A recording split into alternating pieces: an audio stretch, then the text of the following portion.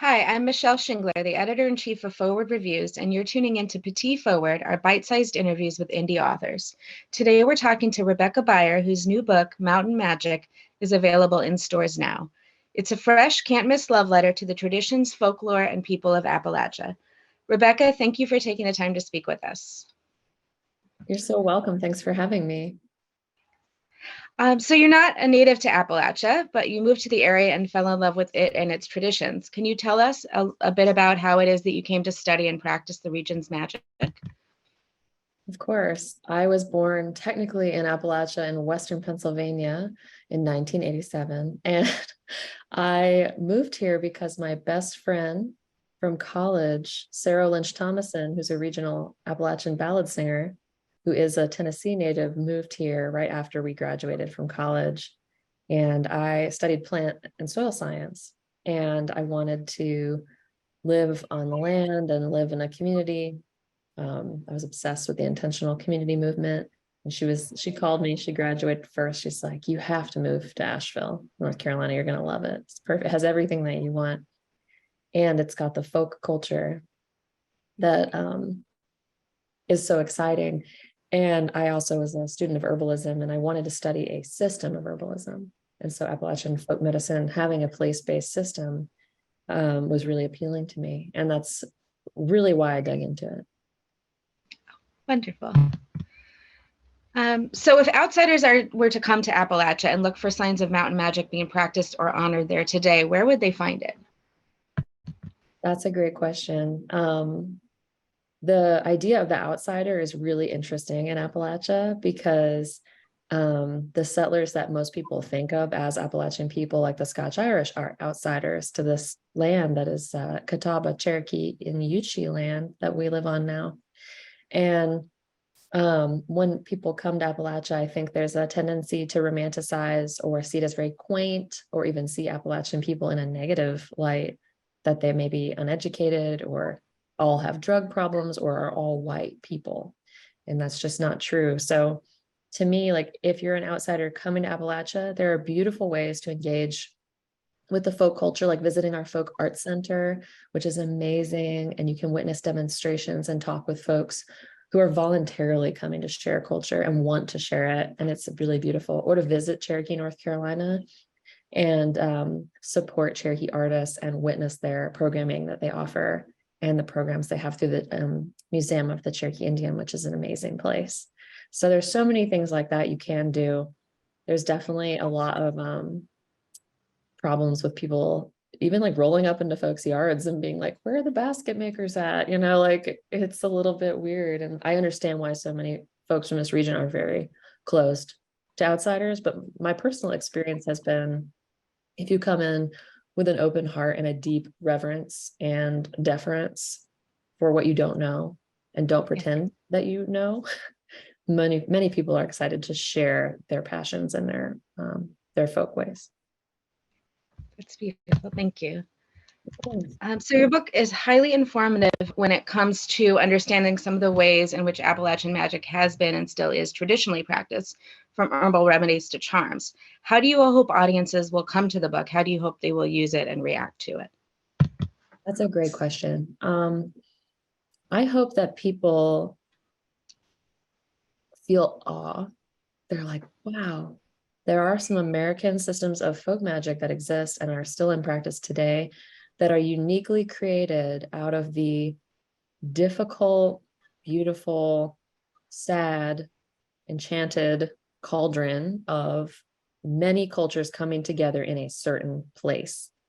And to me, the book is a love letter. I really love that y'all wrote that. It touched my heart because it is a love letter to this place and all of its very nuanced and complex history. And I want people to see Appalachia beyond the lens of somewhere to be idolized or vilified, and to see it for its kooky, normal, weird, beautiful, scary, multitudinous self that it is. And also to preserve this stuff that if you don't have direct, I don't have any relationship with a lot of my family, so I wasn't taught really any types of folklore or things like that my ancestors knew. So I hope if someone else feels kind of familyless like I do, that these types of books can be helpful to help you feel connected to the place you're from or that you live in, and hope to inspire other people to write place-based books to hold this knowledge so that it doesn't disappear, because it's really beautiful and weird and fun and intriguing. Yeah. It's such a lovely and vibrant resource for that too. I think people will find that. So in the book, when you're discussing a lot of herbs, you discuss rabbit tobacco, and you say that it's specific to Native American and African traditions. And you make a very specific call out there to the audience to challenge themselves to make magic more accessible to marginalized people, and to also honor the traditions that brought these plants to Appalachian folk practice. What are some good ways to do that? That's really the heart of like why I love plant lore and ethnobotany, which is the study of how people have used plants over time.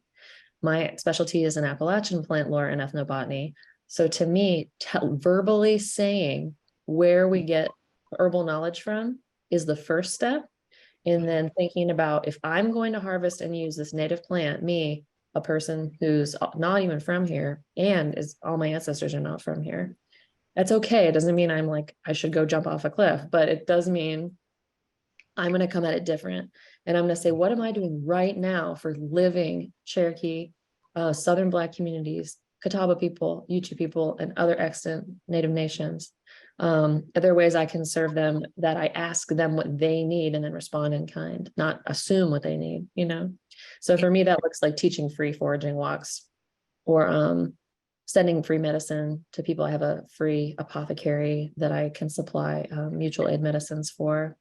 And just thinking about being sensitive and not assuming access to things.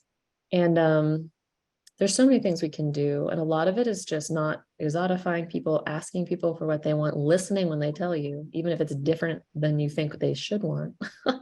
And like really being a better listener, which I'm a terrible listener and I'm really working on it. So it's great, humbling work. And also listening to the plant, like what's the plant's name in Cherokee? What did in the Black communities, we often call rabbit tobacco pearly everlasting or life everlasting. There's different names to call the plants too. And all these little details, I think, can make our herbal spaces more inclusive and feel more welcoming, and not preference or idolize Western white uses of plants over the indigenous or Black or brown uses of plants. So that's fabulous intentionality. So we would also be remiss if we didn't mention that there's just gorgeous artwork in this book. There are some recurring motifs as well. There are moths and moons, and they run all throughout the book. Can you talk a little bit about the meanings of the symbols of that or other pieces of art in the book? I'm about to disappoint you so deeply, and it's that I actually had nothing to do with the art in the book. I joyfully received with zero fixes or edits the art in the book, and it was entirely Quarto, my publisher, and their artists' doings. And I think what they did was they took what are the themes that come out of Appalachian folk magic. Sometimes that is the night, it is darkness, and I think moths are a great representation of the darkness, because they're kind of, some people have told me recently they're afraid of moths, and I was like, what?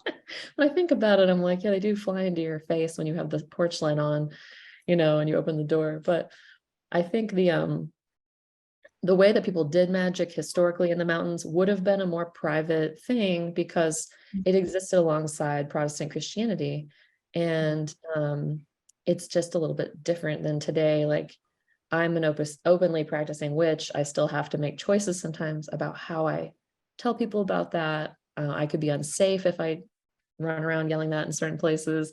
It's the same thing for people that came before us, and for many of us today in the South, who have to shield parts of our identity. And I think the art in the book kind of captures that hidden and also beautiful vibe. And some of the animals in the book, like the wolf and animals that we don't have anymore that used to roam the mountains of Appalachia, that I was so pleased to see. And I was just so touched and honored by the beautiful art and design of the book, which was, so it makes it a collector's item, which I didn't expect. I was surprised to see that, and I was so pleased. Yeah, it for sure is. It's such a treat to spend time with. Thank you so much for taking the time to speak with us today. To our audience, don't forget to pick up a copy of this Standout Occult Text today. It's out on shelves and it should not be missed. Thank you so much. Hope you all have a great Thank you. day. You too.